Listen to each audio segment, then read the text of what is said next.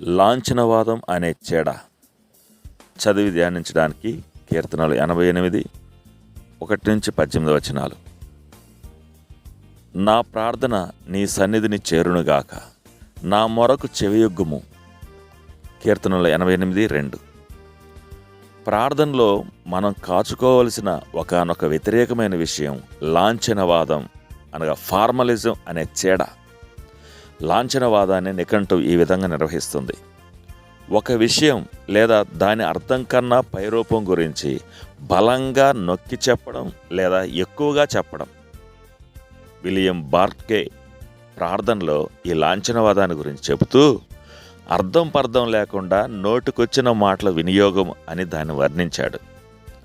నేను చిన్నప్పుడు దక్షిణ వెల్స్లో నివసించాను.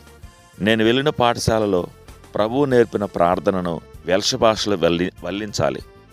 మీరు చేతులు కట్టుకొని మీరు చేసే ప్రార్థనలోని మాటల అర్థం ఏంటో ఆలోచిస్తూ ఆ మాటలు వల్లించండి అని చెప్పేవారు. అయితే మేము దాన్ని చేసామా? అర్థంతో కూడిన ప్రార్థనని నిజంగా లేదు. నేను అనుకుంటా మాలో చాలామందివి మేమేం చెబుతున్నామో దాని ప్రాముఖ్యత ఏమిటో తెలియకుండానే మా పెదాల నుండి అవి జారిపోయేవి.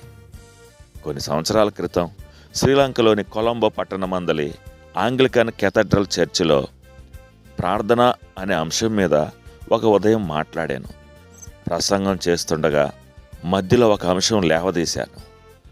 మనం ప్రారంభంలో వాడుకున్న పుస్తకంలోని ప్రార్థన భాషకు సంబంధించినంత వరకు నేనెప్పుడూ విన్ననంతగా అందమైనది. అయితే మనం హృదయపూర్వకమైన విధేయతతో చెప్పకపోతే దేవుని సింహాసనాన్ని అది చేరదు. ఆరాధన చివరిలో మంచిగా కనబడే ఒక శ్రీలంక పెద్ద మనిషి నన్ను సమీపించి ఇలా అన్నాడు: నేను ఇక్కడికి చాలా సంవత్సరాలుగా వస్తున్నాను. ఇతరులతో పాటు ప్రార్థనను మరలా వల్లివేస్తున్నాను. అయితే నేనెప్పుడూ ఆ మాటల అర్థాన్ని పట్టించుకున్నానని చెప్పలేను. దేవుని నుండి మేలు పొందాలంటే మనం చేయగలిగింది మన ప్రార్థనలోని మాటలను పలికితే చాలని అనుకునేవాణ్ణి. పుస్తకంలోని ప్రార్థన చేయడంలో తప్పేం లేదు. అయితే ప్రార్థన అనేది మాటల యొక్క అర్థాలపై దృష్టి పెట్టకుండా కేవలం ఒక లాంఛనంగా చేసే అభ్యాసంలా ఉండడం చాలా విచారకరం.